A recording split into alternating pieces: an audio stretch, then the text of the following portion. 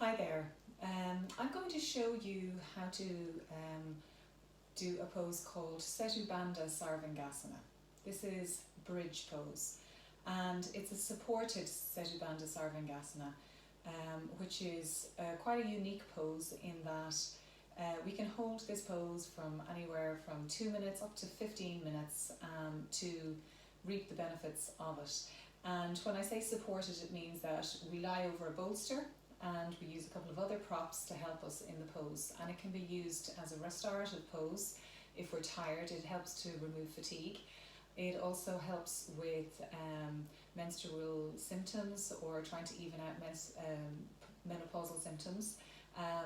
It eases anxiety and depression and also helps with digestion.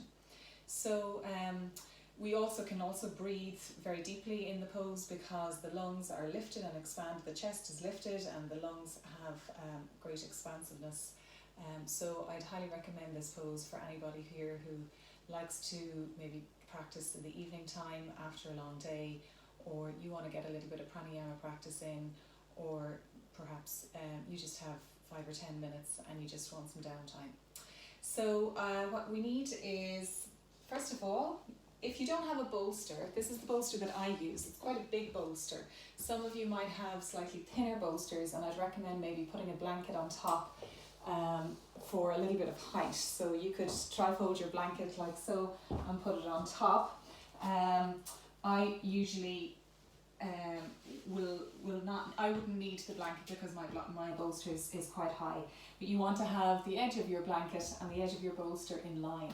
If you don't have a bolster at all, you could also come up with different ways of building up the height. If you've got these foam pads, you can build up some foam pads and maybe have 2 and 2 and then a couple of blankets on top.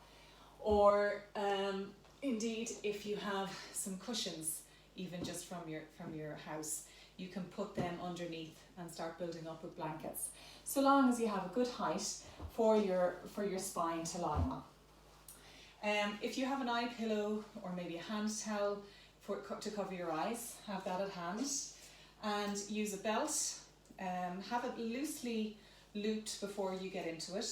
And as you can see down here against the wall, I've placed 2 purple bricks, or you could just raise up some height that you have at home for your heels. Your heels want to be resting on the bricks and your feet pressed against the wall. So I'll show you how to set yourself up. Place the bolster along the long side of your mat.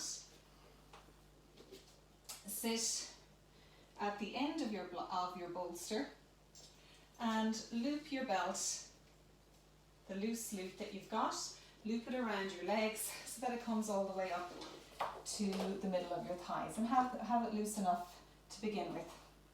Keep your eye pillow at hand, as I said, and then slowly begin to release the spine down, and you'll start to notice that your head starts to come down to the ground.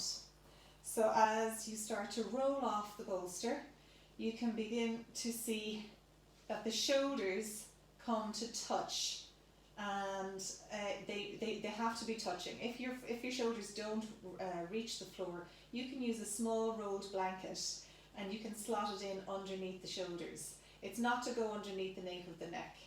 The 7th cervical spine does not touch the floor. So you don't want to have the blanket under your neck, you want to have it under your shoulders if the height of your bolster is too high to get your shoulders down.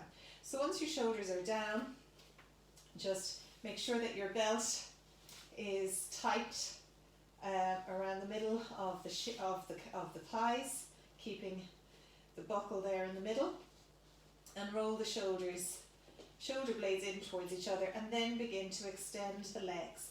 Now, as I said earlier, the heels press against the bricks and the soles of the feet press against the wall. Keeping lifting the back chest, the back of the body, the back spine towards the chest, and the chest lifts up towards the ceiling. So you have a lovely expansive chest here, and then you can cover over your eyes with your hand towel or your eye pillow, making sure your palms are open here, your feet are pressed firm into the wall. So you can extend the thigh muscles down towards the heels and roll the thighs in. Extend the arms towards the palms. Keep lifting the chest as the spine moves into towards the chest and the chest lifts.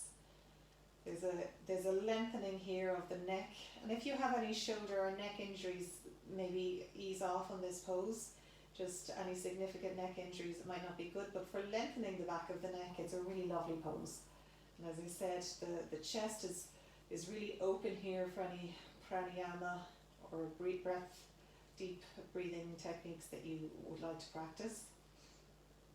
And you can stay in this pose if you're a beginner for maybe 5 minutes, and if you're a more seasoned practitioner, you can practice this for up to 15 minutes at a time. And once you're there, you just relax into the props and allow the front of the brain to release back to the back of the brain.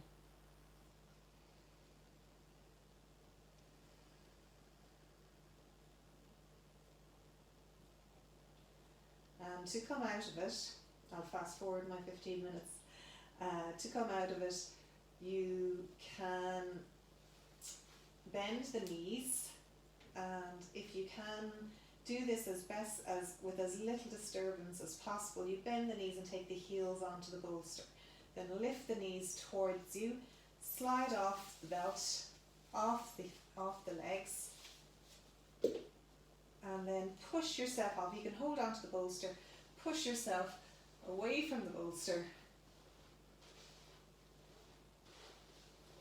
and allow the legs to just rest in Sukhasana, cross-legged position, and place the palms of the hands onto the abdomen.